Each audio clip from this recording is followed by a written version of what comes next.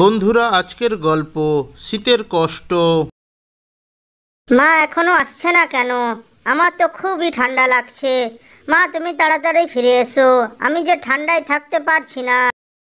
এই যে আমি এসে গেছি। মা তোমার আসতে এত দেরি হলো কেন?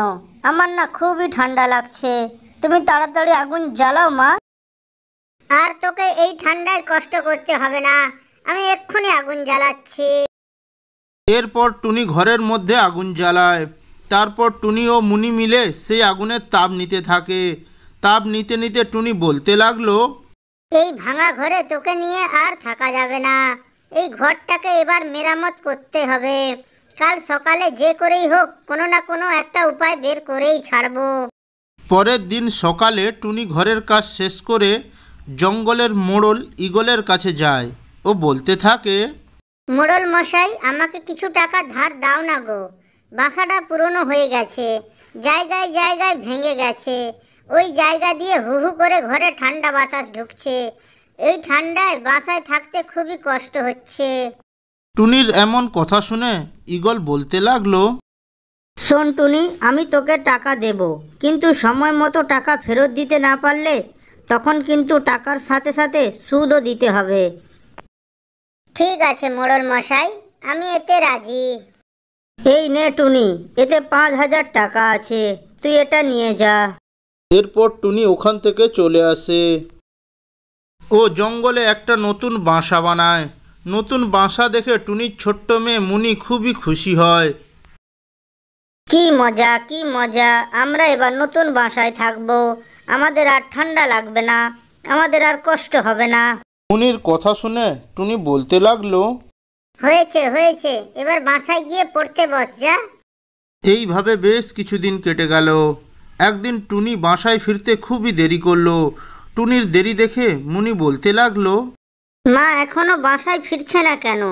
রাত তো অনেক হলো, মার আবার কোনো বিপদ হয়নি তো? না, যাই গিয়ে একটু খুঁজে দেখি। এরপর মুনি তার মাকে খুঁজতে বাসার বাইরে গেল।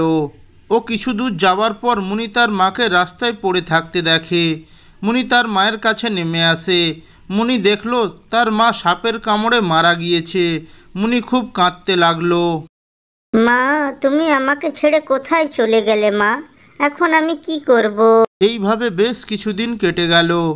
একদিন সকালে জঙ্গলের মোড়ল ঈগল টুনির বাসায় আসে ও মুনিকে বলতে থাকে, কিরে মুনি, তোর মা আমার কাছ থেকে 10,000 টাকা ধার নিয়েছিল, আর সেটা এখন সুদ সমেত 20,000 টাকা হয়েছে। এবার আমাকে আমার টাকাগুলো ফিরিয়ে দে তো। মোড়ল মশাই, আমার কাছে তো এখন এতগুলো টাকা নেই, আর আমি তোমাকে এতগুলো টাকা কিভাবে ফেরত দেব? কি, তুই টাকা দিতে পারবি না?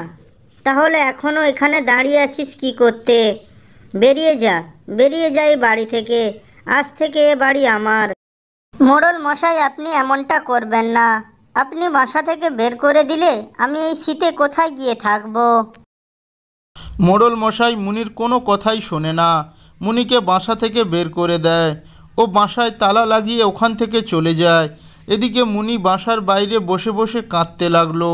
কিছুক্ষণ পর ওই রাস্তা দিয়ে কাকলি উড়ে যাচ্ছিল। কাকলি মুনিকে দেখতে পায়।